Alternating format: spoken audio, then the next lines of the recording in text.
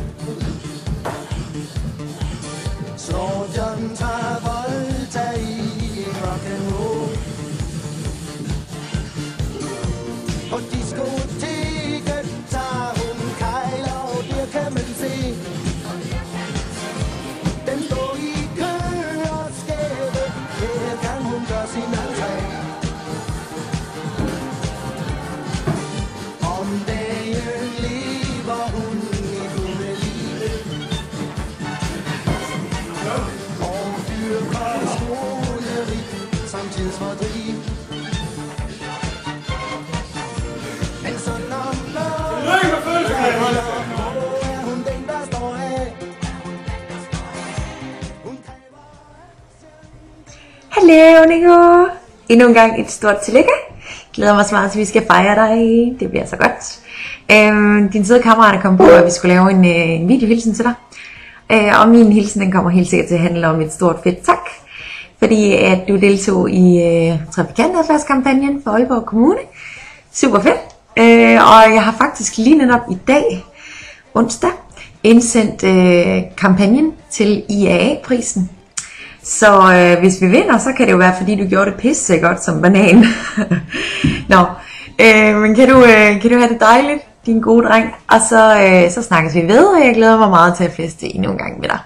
Hej hej!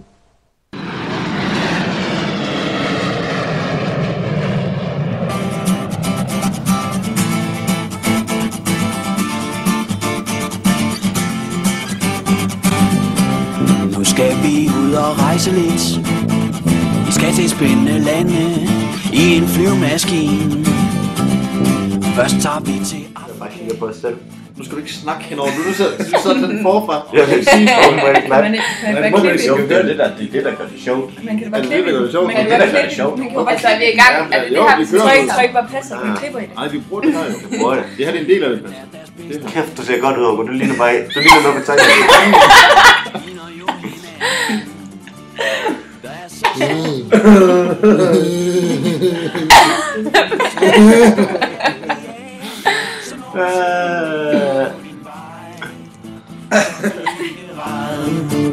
For han er næsten ligesom dig.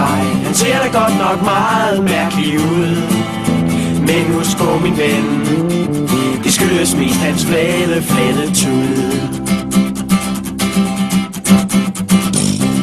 Nu tager vi så til Kinas land, hvor øjnene er skæve og huden den er gul, ja. De har et meget mærkeligt sprog. Ingen kan forstå det, det er rene volapyk. Kineserne, de elsker fis, tralala. Især når de har fået en stor skål ris. Så ser du en kinøjser på din vej, så bliv ikke ræd, for han er næsten ligesom dig. Hans ansigt er da godt nok lidt specielt. Hej Nico, og tillykke med fødselsdagen igen. Selvom det lige er ved at være et par dage siden, det var netop til. Nikolaj, der er mange ting, man kan sige om dig. Du har altid været en af de der fyre, som har været sådan lidt over det hele, i folkeskolen i hvert fald, på en god måde selvfølgelig. Så har du bare altid været sindssygt talentfuld. Da i før tiden spillede i band, der kunne du overtage alle pladser, hvis der lige var nogen, der skulle holde pause eller på toilet, eller hvad ved jeg. Så kunne du bare overtage trommer, bas, guitar, keyboard, sang for den sags skyld. Og så er der bare altid mega meget gang i dig. Altså jeg kunne blandt andet nævne turen til Berlin, noget med en smadret seng, lidt for overtrætte fyre. Og så kunne jeg egentlig godt tænke mig at vide, om det var dig, der trak den der splint tilbage. Turen til Berlin også i bussen. Skummet over det hele. Kæmpe stort tillykke med fødselsdagen, Manne. Skide fin. Du er jo en fremragende kammer, og så kan du sgu også finde ud af fodbold. Og så er du let på tå. Ja, sådan helt ballerina-agtig. Hej Nikolaj. Ja, så bliver du sgu fejre igen, hva? Fint skal det sgu være. Ej, det er sgu lækkert for dig, at du lige bliver fejret 2 gange her. Jeg er ked af, at jeg ikke kan være der i aften, men jeg skulle lige blive slået ud af lidt omgangssyge. Men nu må jeg endelig hygge jer, og jeg er sikker på, at du nok skal blive fejret godt. Hvad mere skal jeg sige? Nå ja, jeg er rigtig glad for, at jeg har lært dig at kende. Vi har allerede haft ufattelig mange gode stunder sammen, og jeg er sikker på, at der kommer mange flere. Du er åbenbart ufattelig god til at drikke måneder. Der har i hvert fald allerede været et par gange, hvor jeg blev nødt til at skrive til dig dagen efter, for at finde ud af, hvad fanden jeg havde lavet på de byture. Så det er sgu meget rart at have en, der ikke går fuldstændig under, når man går i byen. Men man kan skrive til dagen efter. Men jeg er sikker på, at der kommer mange gode byture i fremtiden, og mange hyggelige stunder. Så nu må du bare have en god fest, og så ses vi snart. Hej. Hej med Arnil. Tillykke med fødselsdag. Hej, jeg hedder Celia, og jeg er blevet tvunget til at lave en video til Nikolaj, fordi Nikolaj har fødselsdag. Eller havde fødselsdag. Og nu skal han så fejres. Igen. Og det er jeg personligt ved at være lidt træt af, faktisk. Jeg synes, at det har handlet om Nikolaj ret længe nu. Så jeg synes faktisk godt, vi kunne tage og skifte fokus. Nå. Nu skal jeg sige noget om Nikolaj. Okay. Første gang jeg så Nikolaj, da han startede ind på pusterummet, der tænkte jeg, holy shit, han er lækker. Altså virkelig, det var lige hvad vi havde brug for inde på pusterummet. Men så åbnede han munden. Og så var vi nogle stykker, som troede, at Nikolaj var homo.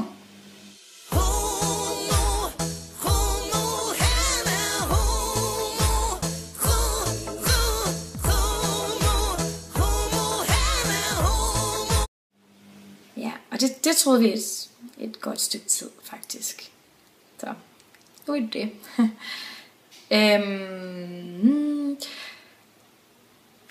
Du er ikke homo. Du ligger og stikker i Simone. Simone er min bedste veninde. Og så jeg er selvfølgelig glad for, at du gør hende glad. Hvilket du gør. Det er det eneste, hun snakker om, når vi er sammen. Det er, hvor fantastisk du er, Nikolaj. Og hvor meget du gør for hende. Og hun hun er bare så glad og så lykkelig og forelsket hver eneste dag.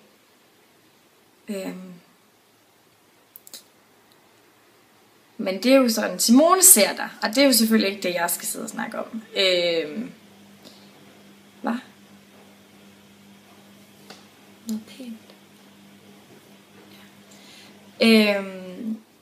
Jeg synes, at du har noget flot tøj og nogle pæne sko. Og noget rigtig pænt hår. Så jeg forstår faktisk ikke, hvorfor du går med kasket hele tiden. Eller tit. Men de er selvfølgelig også mega fede, dem du går med. Det er de. Du dufter godt. Nogle gange. Og du er helt vildt god til at spille computer. Og jeg er vild med, at du er så passioneret omkring det. Og bruger så meget tid på det. Det kan man jo kun sætte pris på. At du er så dedikeret. For det fornemmer man også klart på din arbejdsplads. At du går op i det med liv og sjæl. Så skulderklap til dig. Du er virkelig dygtig, Nikolaj. Og du er behagelig at være omkring. Og så håber jeg, at du får en god fest i aften. Endnu en god fest. Så håber jeg, at du giver en øl. Vi ses!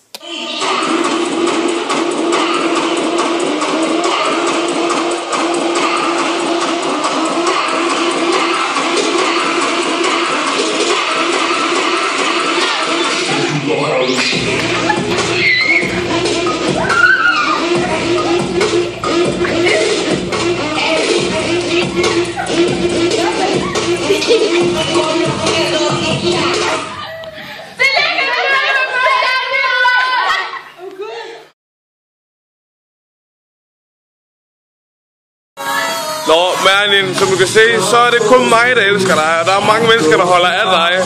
Så tillykke med fødselsdagen mange gange, og jeg håber virkelig, at du har haft det fedt i dag. Og, hey piger, rolig. Nå, og så også, dengang vi var Herning, mega fedt. Pas godt på dig selv, for det ved jeg, Simone hun er god til. Så have det godt med ven. Au. De er mærkelige, jeg piger. Hej, Merlin. Tillykke med fødselsdagen. Nu. Tillykke! Okay. Hej, Nikolaj Merlin. Tillykke med din fødselsdag. Og undskyld, jeg bare kom og sov i Herning. Men god fødselsdag. Hej. Helvede, muske. Ja, jeg håber satme det kom bag på dig. Men nu har vi sgu strikket sådan en lille fest sammen til dig. Jeg håber bare, at du får en pisse fed aften.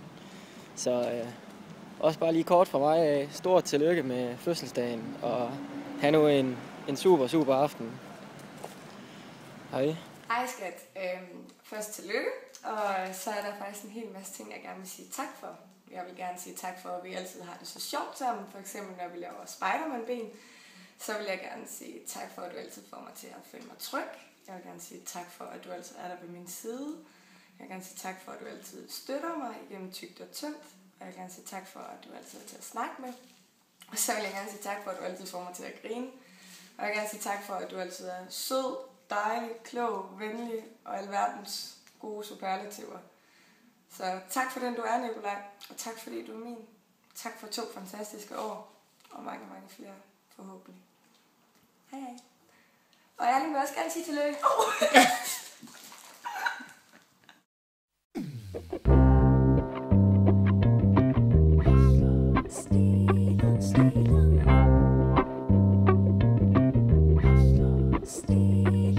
Jeg var en drengerøv, det var stilen engang. Dem jeg kendte, kørte den hårdt når vi hang. Men da de andre fik travlt, kørte jeg stilen endnu.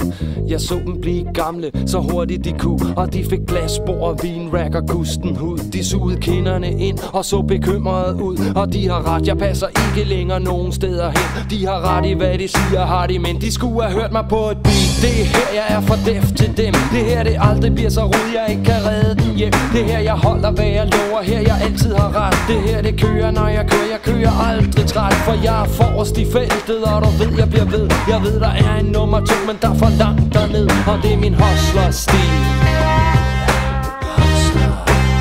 De skulle have hørt mig på et beat, for det der det sker, det sådan det er. Det her er hovedet, holder flået koldt som noget kan være. For jeg ligger lige så sikker, lige så hårdt og kontant, at man kan høre jazz i kører, selv hvis beatet forsvandt. Så kan de fryse mig ud, hvis de tror at det rammer. Men at ligge på et beat, det kan ingen tage fra mig. Det er min hustler-stil.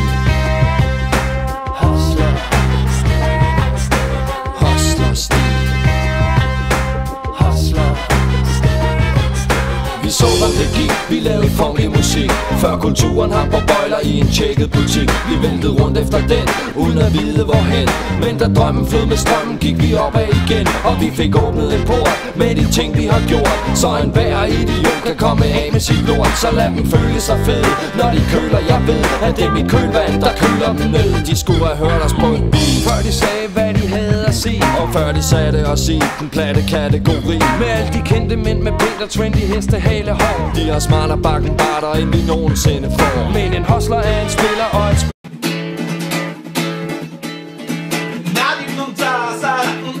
jogging yoja, kuhumia kani yoyo in poku in yoja, bami om chitani chugawa in yoja, gurun jam in yoja. Orden såna natjeno sana inte sana blir såna kupishigawa june on turen såna bami om shingun chara blir såna gurun såna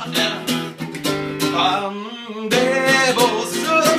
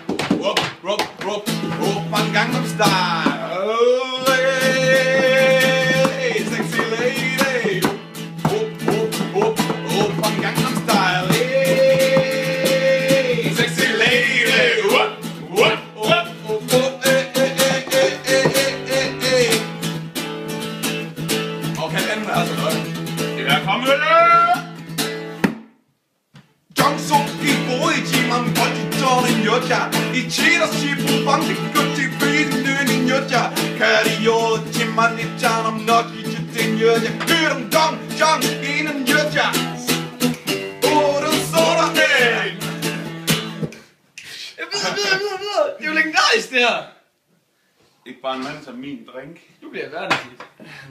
Kæft, vi kan udtage en musikvideo til